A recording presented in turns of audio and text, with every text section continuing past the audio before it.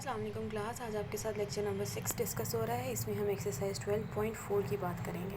12.4 आपके पास जो एक्सरसाइज है थॉमस कैलकुलस की, उसके अंदर वो क्रॉस प्रोडक्ट को डिस्कस कर रहा है। इस रिज़ल्ट को करने से पहले कुछ इंपॉर्टेंट फैक्ट्स हैं, ये इंपॉर्टेंट रिजल्ट्स कह सकते हैं आप लोग, हम उनको पहले डिस्कस करेंगे। सबसे पहले तो आप लोगों को पता होना चाहिए कि हम क्रॉस प्रोडक्ट को कैलकुलेट कैसे कराते हैं।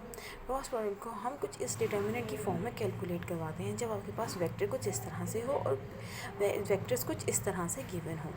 इसके अलावा उनके दरमियान में जो एंगल थीटा होता है, इसके अलावा अगर आपको वेक्टर्स प्रोवाइड ना किए गए हों और उनका मैग्नीट्यूड दिया गया हो तो हम वेक्टर्स को क्रॉस प्रोडक्ट को कुछ इस फॉर्म में कैलकुलेट कराते हैं। Where theta is the angle between A and B. Also जब हम ये एन जो है आपका यूनिट वेक्टर है और that is also called the normal vector over A cross B. उसके बाद हमें ये मालूम है कि जब भी आप जैसे आप मैग्नीट्यूड लेंगे तो हम यहाँ पर क्या कहते हैं जी, एन का मैग्नीट्यूड क्या होता है जी, यूनिट वेक्टर का मैग्नीट्यूड आपके पास 1 होता है। तो so we can calculate sine theta from here, that is equals to magnitude of A cross B over magnitude of A into magnitude of B. इसके अलावा आपको पता होना चाहिए कि आई क्रॉस आई, जे क्रॉस जे, के क्रॉस के, जो दो तीनों वेक्टर्स जो हैं वो आपस में क्या होते हैं, अगर एक वेक्टर का अपने ही वेक्टर से क्रॉस प्रोडक्ट लिया जाए तो आंसर क्या आता है, 0 आता है। आई क्रॉस जे के इक्वल होता है, जे क्रॉस के आपके पास आई के इक्वल होता है और के क्रॉस आई आपका जे के इक्वल होता है। ये आपके पास तरतीब कुछ इस तरह से चलेगी, आई जे एंड के। आई क्रॉस जे आपके पास के इक्वल है, जे क्रॉस के आपके पास जे क्रॉस के आपके पास आई के इक्वल है एंड के क्रॉस आई आपके पास जे के इक्वल है। इसके अलावा आपको ये भी पता होना चाहिए कि दो वेक्टर्स की अगर आप तरतीब चेंज करें, जैसे ए क्रॉस बी को आप बी क्रॉस ए लिखें तो बाहर साइन आपके पास माइनस का आएगा। दो वेक्टर्स का क्रॉस प्रोडक्ट 0 उस वक्त होता है जब वेक्टर्स आपके पास पैरेलल हों। यूजिंग द क्रॉस प्रोडक्ट हम यहाँ पे एरिया ऑफ पैरेललोग्राम और एरिया ऑफ ट्राइंगल कैलकुलेट करा सकते हैं, जिसमें आपके पास ए बी क्रॉस ए सी होता है। इसके अलावा आप इसको इस तरह से भी याद रख सकते हैं कि एनी टू एडजेसेंट साइड्स का क्रॉस प्रोडक्ट आप कैलकुलेट कराते हैं। आप यहाँ पे A B and B C भी ले सकते हैं। मैंने यहाँ पे ए बी एंड ए सी लिया है। वो किसी भी दो एडजेसेंट साइड का क्रॉस प्रोडक्ट का मैग्नीट्यूड आपका एरिया ऑफ पैरेललोग्राम कहलाता है। अगर उसकी को आप हाफ कर लें तो आपके पास वो एरिया ऑफ ट्राइंगल कहलाता है। Unit vector perpendicular to A the plane आपके पास कुछ इस फॉर्म में दिया जाता है। इसके अलावा किसी भी वेक्टर को ज़ीरो यूनिट वेक्टर से मल्टीप्लाई कर क्रॉस प्रोडक्ट लें तो आंसर उसका 0 आएगा। इसके अलावा यहाँ पर ये आपको प्रोवाइड किया बताया गया है कि आपके पास that is called the distributive law of cross product over addition. तो इसको कुछ इस तरह से लिखा जाएगा। ये इन क्वेश्चन को ज़रा ध्यान से कीजिएगा, क्योंकि लास्ट में आपके पास लेक्चर के एंड में 2 क्वेश्चंस मैंने आप लोगों पर छोड़ने हैं, जिसमें आप यही तमाम रिजल्ट्स अप्लाई करके उसकी वैल्यू को ट्रू और फॉल्स होने की डिस्कशन करवाएंगे। इसके अलावा इसको इसी एक्सरसाइज में हम स्केलर ट्रिपल प्रोडक्ट की भी बातें कराएंगे। स्केलर ट्रिपल प्रोडक्ट का मतलब क्या है कि आंसर में आपके पास फाइनल आंसर क्या होगा, वो स्केलर होगा। इसलिए आपके पास वैल्यूज़ कुछ इस तरह से आ रही हैं। इसको सॉल्व करने का ये तरीका है, आप क्रॉस और डॉट को आपस में इंटरचेंज करवा सकते हैं। Area of parallelogram absolute value of A cross B dot C होता है, क्योंकि वॉल्यूम हमेशा पॉजिटिव होता है, इसलिए आप ऐसी बातें करवाते हैं। हम यहाँ पे इसकी एब्सोल्यूट वैल्यूज़ लेंगे।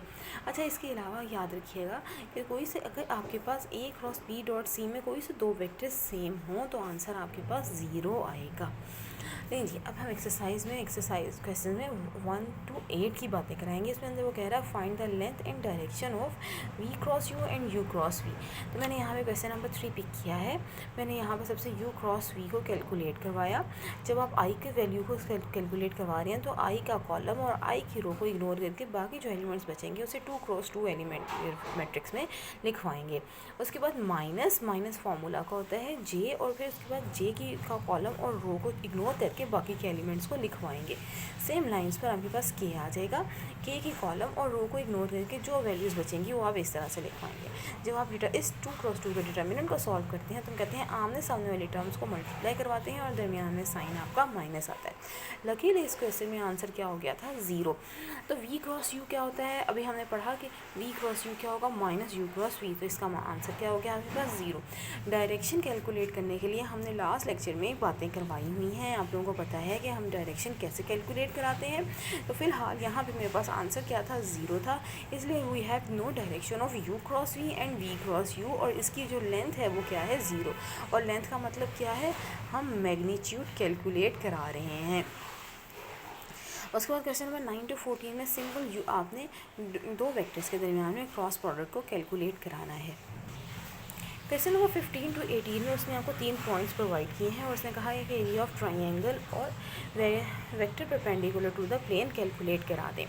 तो जी आपने सबसे पहले क्या कैलकुलेट करवाया, मैंने दो एडजेसेंट साइड्स कैलकुलेट करवाई हैं, that is P Q and P R. ठीक हो गया।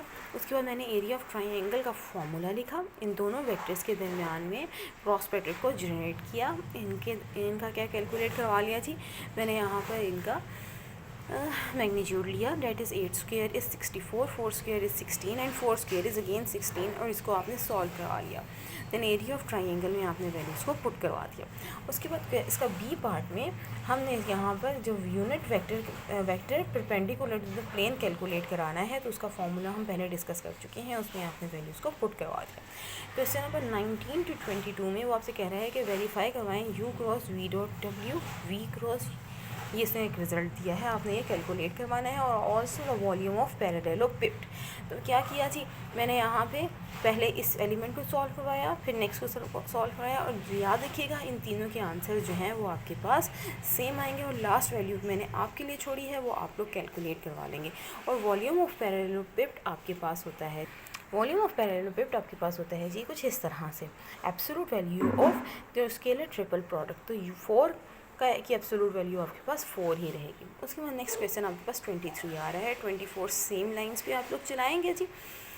ठीक हो गया। उसके अंदर उसने 3 वेक्टर्स मुझे आपको प्रोवाइड किए हैं। ए पार्ट में कह रहा है कि बताएं कि कौन से दो वेक्टर्स आपस में परपेंडिकुलर हैं, और बी पार्ट में कह रहा है चेक करना है कि कौन से दो वेक्टर्स आपस में पैरेलल हैं। तो आप u dot v dot w and u dot w calculate करवाएंगे, और इन तीनों में कोई भी आंसर मेरे पास 0 नहीं आया, इसलिए कोई भी वेक्टर जो है वो एक दूसरे पर परपेंडिकुलर नहीं है। सेम लाइंस पे मैंने कैलकुलेट करवाया इन तीनों वेक्टर्स के दरमियान में क्रॉस प्रोडक्ट। तो यहाँ पर सिर्फ एक वेक्टर ऐसा है जिस जो मुझे आंसर जो है वो 0 देगा, तो इसका मतलब सिर्फ u और w आपस में पैरेलल हैं। क्वेश्चन नंबर 27 और 28 के लिए याद रखिएगा, अभी आपके साथ जो शुरू में रिजल्ट्स को डिस्कस करवाया गया उन्हीं को यूज़ करते हुए आप इन दोनों क्वेश्चंस को सॉल्व करवाएंगे। थैंक यू क्लास, होप्स हो कि आपको आज का लेक्चर समझ आया होगा। अगर आपको आज का लेक्चर समझ आया है तो वीडियो को लाइक ज़रूर कीजिएगा, शेयर भी कीजिएगा और सब्सक्राइब भी कीजिएगा चैनल को। थैंक यू जी, अल्लाह हाफिज़।